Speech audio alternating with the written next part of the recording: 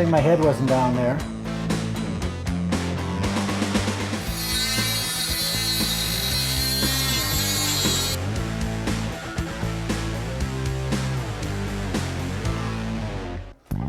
And then we'll just drop the chain back down. And we'll prep the surface for the gaskets. To make it easier to rotate the engine, I'm going to put the pulley on.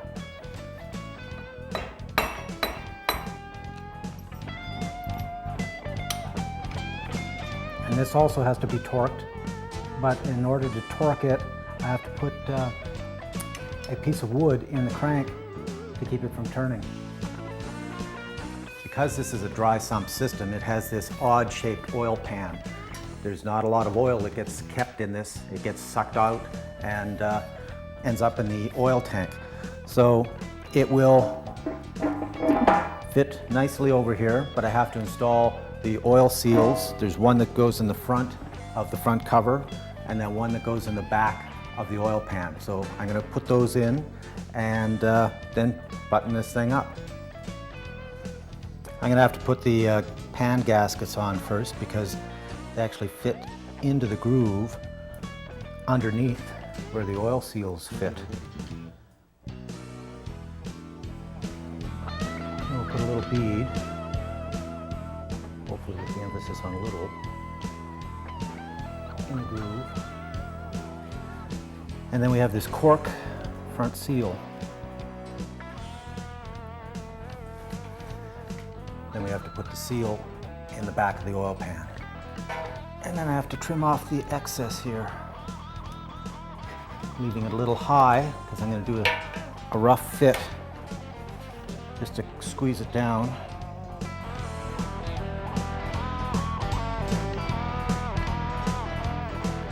And now we'll try, see how this is going to fit.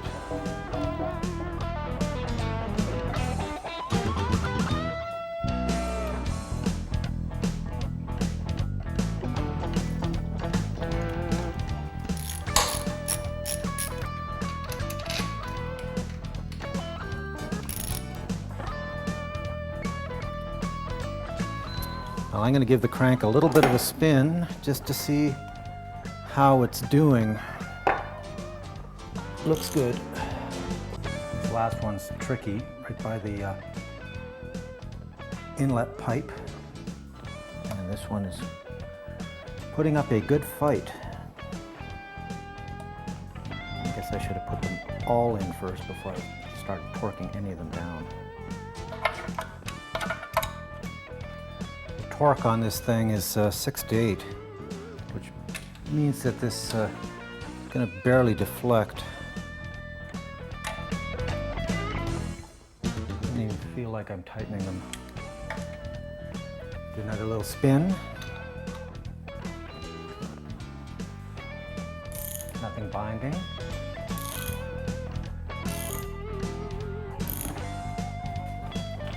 Well, except that the chain just sucked itself back in.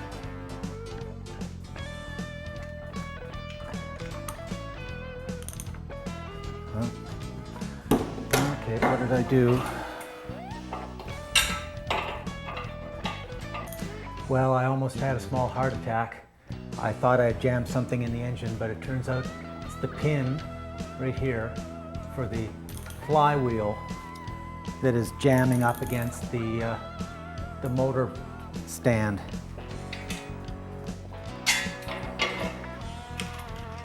Okay, chain's still nice and free. And now we have to put a few things on the block prior to the head going in position. There's an oil breather right here, and that fits in a hole over on this side. But first, this tensioner has to be installed back into the head. The tensioner fits in here. I'm going to add a little tiny bit of silicone to the retaining pin. It's got a new gasket that's going on as well. There is a little bit of a risk of oil leak on the front of this thing, not a lot. Slip on our gasket. moosh the rest of it off. And then just a little tiny bit of oil, oh, tiny.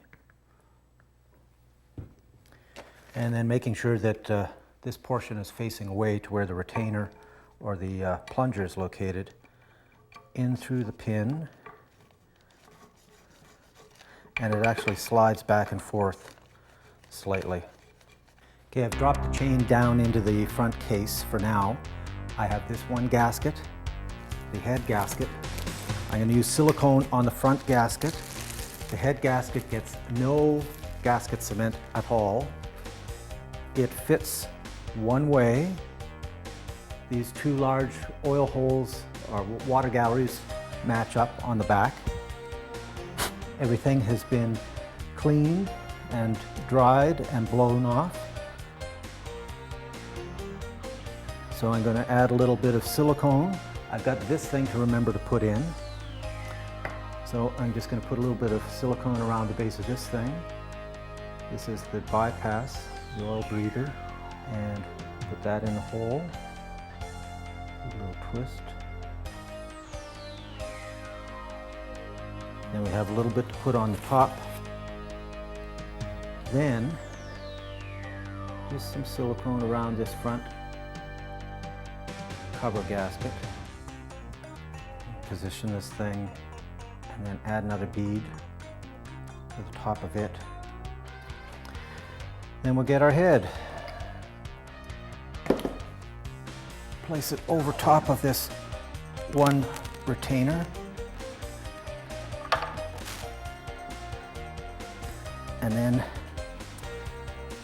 carefully lift up this side, push this sprocket in a bit so that it fits on its pin.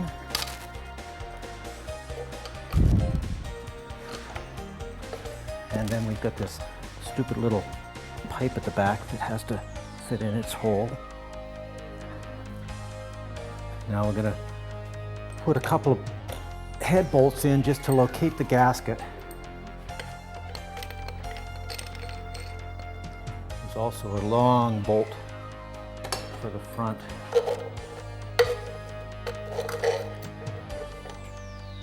That you have to ensure is positioned as well. This whole front gasket is not in the right spot at all. There goes my little rubber thing. This fell out while I was positioning it. Now, why is it rocking?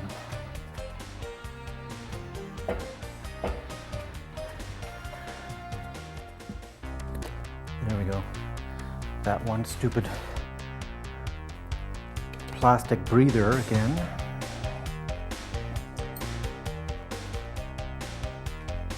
Okay, this one fits in the front. It's got a little bit of a cutout, flat side on it.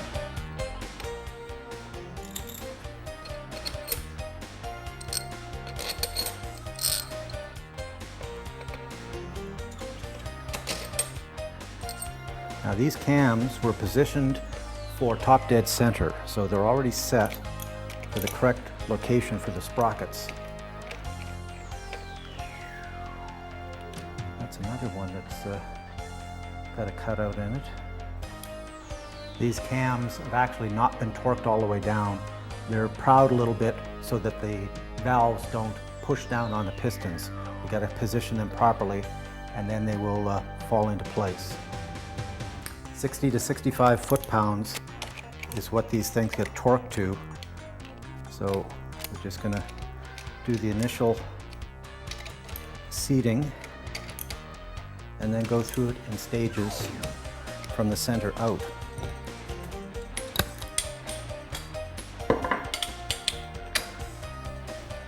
Okay, this one going to 20.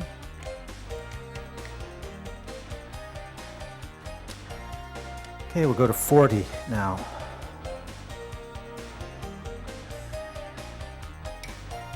Or maybe we'll do 30.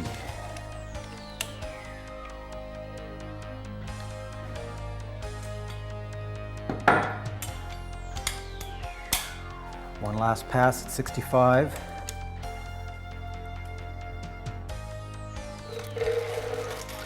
Got it. And just going to drape this over these two cams to keep it in position. And I'm going to torque these down so that they sit properly. Using the same procedure as with the head. Okay, now we have to make sure that we put the engine back up to top dead center. So we'll do that right now before we can do the valve timing. Right there for top dead center.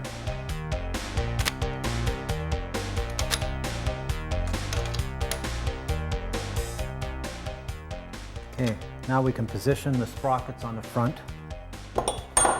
This is the exhaust sprocket, it's the first one.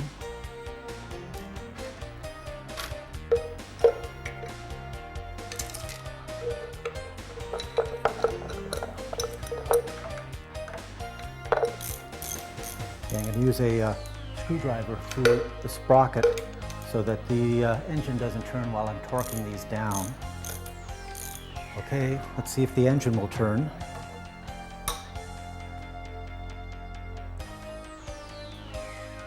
It's not turning.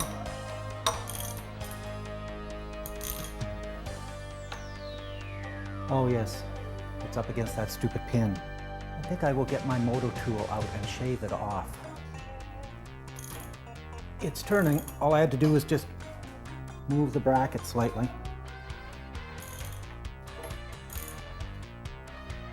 I clunk as it going by. Okay, just put it back to top dead center for now.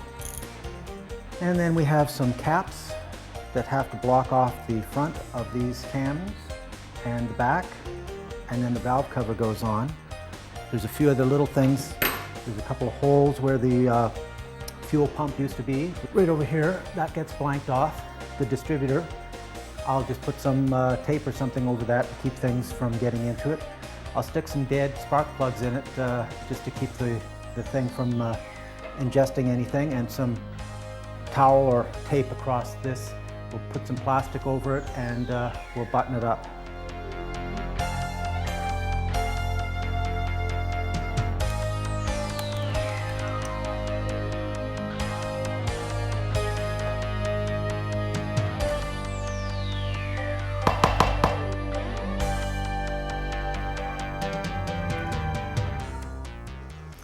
This thing has been beautifully powder coated, basically actually ceramic coating. I don't know whether or not the ceramic on this side is going to cause any problem, but I'm going to risk it.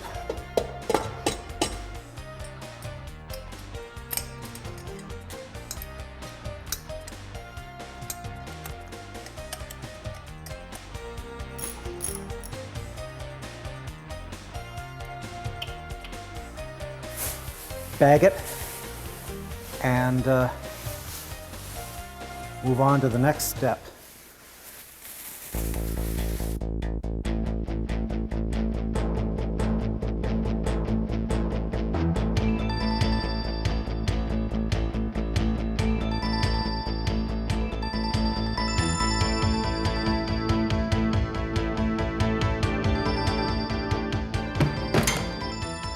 Now that I've got the dash in position and pop riveted in, plus the bracket to mount the fuse box and the regulator, I guess it's time to put some of this rat's nest back in.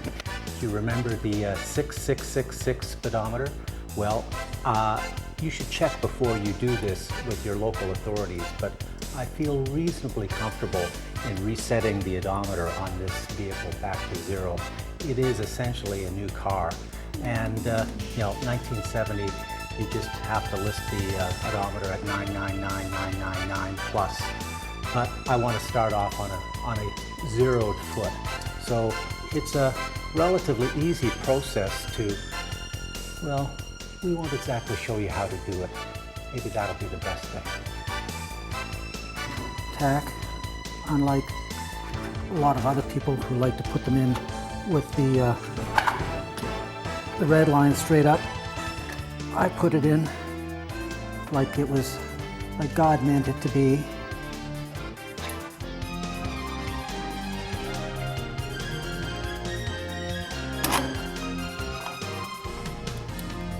I could polish these things up so that they look really nice, but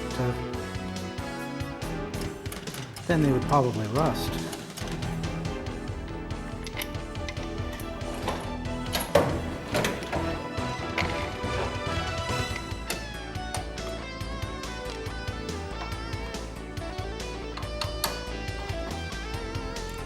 I tried to get this one apart to see if I could get rid of some of the condensation, but it wasn't cooperating. That's the black tracer. So that one goes out to the passenger side. I've tinned these to make them a little less potential fraying. Oh, what the heck was that? And the brown and white goes into the other position. This is the, well, that's a headlight switch. So that, I believe, goes over here. Doesn't really matter, the dash isn't labeled. To make the dash look semi-complete, I figure I might as well stick the boost gauge in. I cut the tubing off, and I'll have to get a new furl, whatever they call them, to remount it. And I've lost one nut to hold this thing in place. But it will fit in the hole, I think. Runs right up to that windshield wiper motor plate. So that would have been totally a waste of money to bring one in. Of course, they forgot to drill a hole for my horn switch.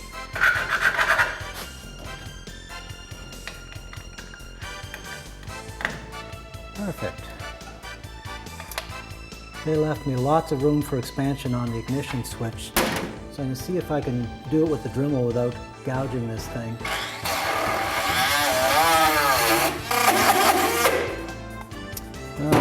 Maybe I'll just stick with the file. There we go. And now we can actually put the key back where it belongs. This appears, ouch, well, I almost broke my horn switch on me. This appears to be the biggest of this type of stuff that they have, but it still doesn't quite cover.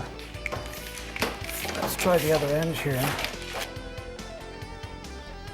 Well, that'll sort of work, but it's still not the best solution because I'm going to have to tape it.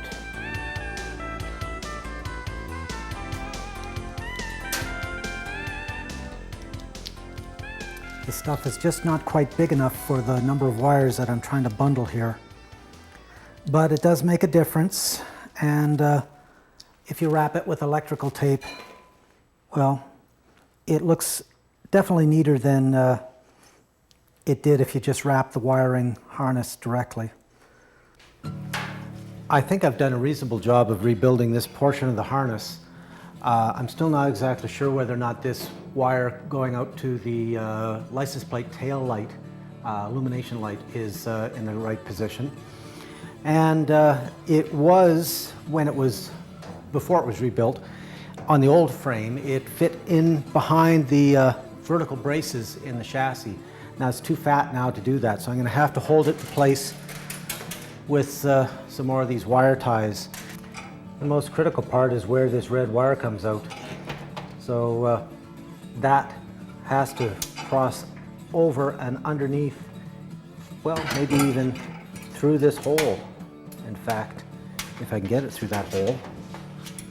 Well, maybe that's not a good idea either. Yeah, that'll work. Gonna put the Lucas emblem to the top. We'll connect the lead.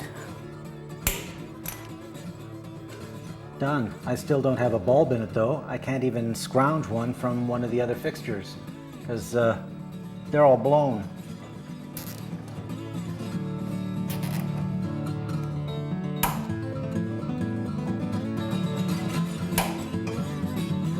To keep this thing from dragging, I'm going to pop rivet a couple of P-clips in just along the back edge here.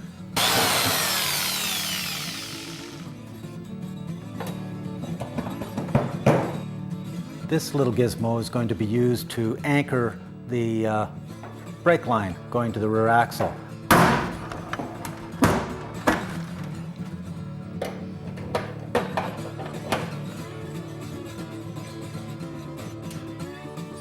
The dash wiring is more or less in. The gauges are all in. I've got the lines running to the front. I still have to attach both the brake line, the wiring harness, the emergency brake lever, and I've got the fuel line as well. That has to all be bundled into the conduit that would be going through the transmission tunnel.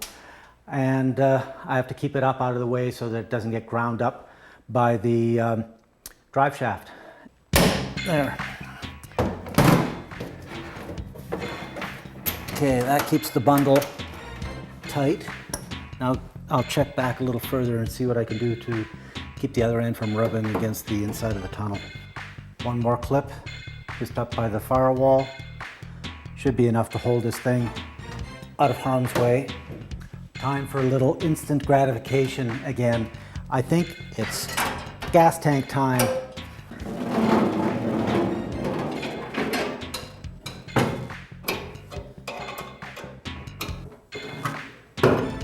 Now I can attach the wires to the sending unit.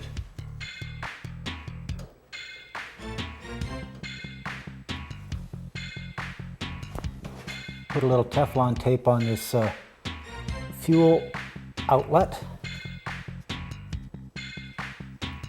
So this is good for now. I still have lots of dash to do.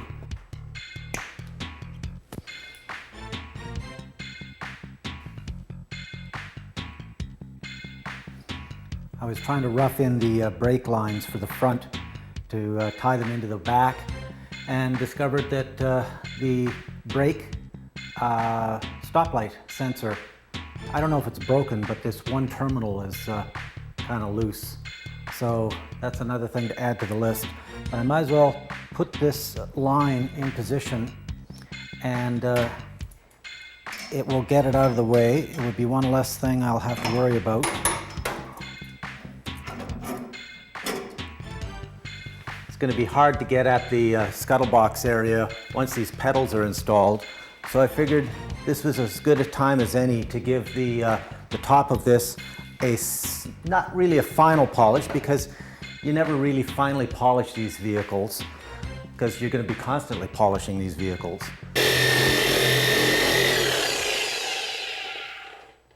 Now that's not a super mirror surface, but this area in here is also going to be hidden. And I'm going to have to do that a little bit by hand before I put the pedals in. So I'm going to fit these in. Why is it that none of these holes line up?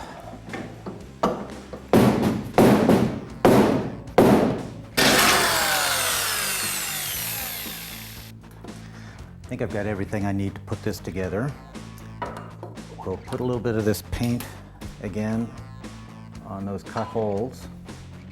These are going to be covered by that flange. Pedals in.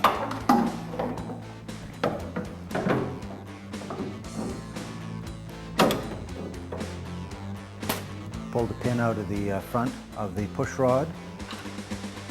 I'm going to put some washers over these. These are very, very precision aligned brackets.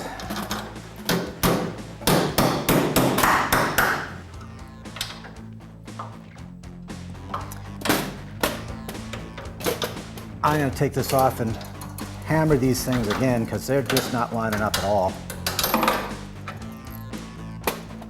Well, they said it was a kit car.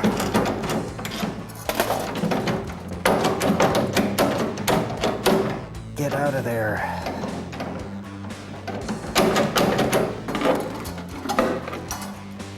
Okay, just move this out a little bit.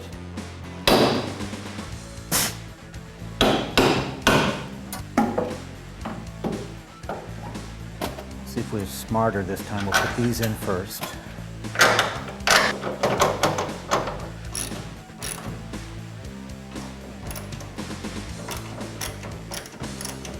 Now we'll put the split pin back in. Fit our brake master cylinder. Technically, I guess I now have a brake system, so I might as well see how it's working. Yeah, there's definitely air in the line because after I pressurize it, the level of the fluid comes up. So I'll crack open one of the bleed nipples at the front and let some of it out.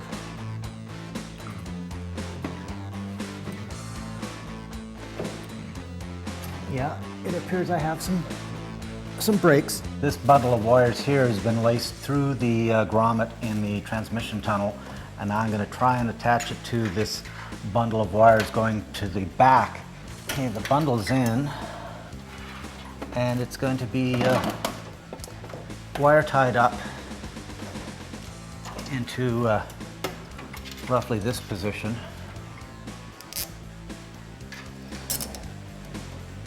I soldered up the terminals.